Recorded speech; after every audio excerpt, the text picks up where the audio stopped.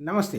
Welcome to VS talks. Dear friends, social media వచ్చిన తర్వాత ఎవరు తమ అభిప్రాయాన్ని వ్యక్తం చేయడానికి వారికి చాలా అవకాశం దొరికింది. ఆ చేతిలోనే మొబైల్ ఫోన్ ఉంది కాబట్టి ఏ అభిప్రాయాన్నైనా తను కులంకషంగా తనకిష్టం వచ్చినట్టుగా తన అభిప్రాయాన్ని వ్యక్తం చేసే అవకాశం ఇప్పుడు కలుగుతుంది. అయితే ఇలాంటి అభిప్రాయాలు ఎవరో ఒక పోస్ట్ పెట్టారు. దాని మీద దానికి వ్యతిరేకిస్తూనో, దానికి అనుకూలంగానో కొందరు కామెంట్ చేశారు. ఆ కామెంట్ చేసినప్పటికీ ఆ కామెంట్‌లో ఇంకొకరు ఎవరో వచ్చి ఇది కాదండి అని ఇది చెప్పారు. ఇప్పుడు మన అభిప్రాయాలు అనేటివి 2 రకాలుగా మనకు ఏర్పడతా ఉంటాయి. మన పెరిగిన వాతావరణం గానీ, మనం నమ్మే సిద్ధాంతం గానీ, మన ఐడియాలజీని బట్టి మనకు కొన్ని అభిప్రాయాలు ఏర్పడతాయి. దాని మీద మనము స్టిక్ అనే ఉంటాము. దాన్ని అంతేకాకుండా అవతలోళ్ళను మార్చాలి, నా అభిప్రాయంలోకి తెచ్చుకోవాలి అనేది సమస్య కూడా వచ్చి పడుతుంది. దీనివల్ల ఏమవుతుందంటే, వాళ్ళక్కడ ఆవేశాలకు లోను కావడము, అభిప్రాయాన్ని చెప్పుకోవడము, అభిప్రాయాన్ని ఒక మంచి భాషలో కాకుండా ఒక రకంగా బూతు మాట కింద మాట్లాడడం, ఇక ఇష్టం ఉన్నట్టుగా ఏ సెన్సార్ లేదన్నట్టుగా మాట్లాడడం జరుగుతుంది. కానీ ఇప్పుడొచ్చిన ఈ కొత్త చట్టాలు దాని ప్రకారం అయితే ఓ అభిప్రాయాన్ని వ్యక్తం చేసే ముందు నువ్వు వ్యక్తిగతంగా దూషించకుండా, నువ్వు ఎటువంటి బూతు మాటలు మాట్లాడకుండా నీ అభిప్రాయాన్ని నిర్దిష్టంగా వ్యక్తం చేయవచ్చు.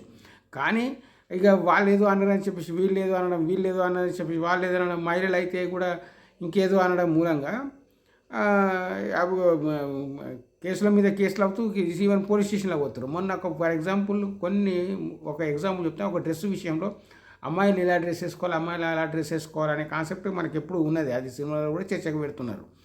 అలాంటి అభిప్రాయం మీద ఒకరికొకరు దూషించుకొని బూత్ లెవెల్ దాకా వెళ్ళిపోయి ఇప్పుడు పోలీస్ స్టేషన్ల దాకా వెళ్ళిపోయి మన టైం అంతా వేస్ట్ చేసి ఆ స్టేషన్ల చుట్టూ తిరగడం, కోర్టు చుట్టూ తిరగడం, బెయిల్ తెచ్చుకోవడం ఇలాంటివన్నీ అవుతున్నాయి. కాబట్టి ఎవరైనా సరే తన అభిప్రాయాన్ని వ్యక్తం చేసే ముందు ఒక మంచి భాషలో చెప్పండి.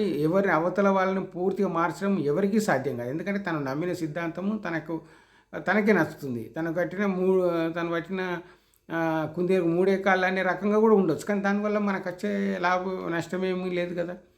నువ్వు ఒక అభిప్రాయాన్ని వ్యక్తం చేసినావు, అయిపోయింది, అక్కడికి వదిలేసేయి. కానీ దాన్ని నెగ్గించుకోవడానికి అక్కడి దాకా వెళ్ళడము, బూతు మాట్లాడడము, వ్యక్తిగతంగా దూషించడం ఇవన్నీ చేస్తే క్రిమినల్ కేసులు అవుతూ ఉంటాయి.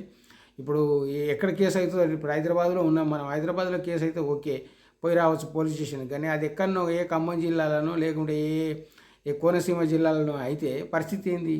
అక్కడికి వెళ్ళి రావడానికి ఎంత టైం వేస్ట్ అవుతుంది? ఇవన్నీ ఆలోచించుకొని న్యాయం గెలవడం, మీ అభిప్రాయం గెలవడం తర్వాత సంగతి. కానీ ఫస్ట్ వ్యక్తం చేసే పద్ధతి మార్చుకొని చేసుకుంటే మంచిది అనేది నా అభిప్రాయం. ఈ అభిప్రాయాన్ని ఏకీభవించే వాళ్ళు కామెంట్ చేయండి.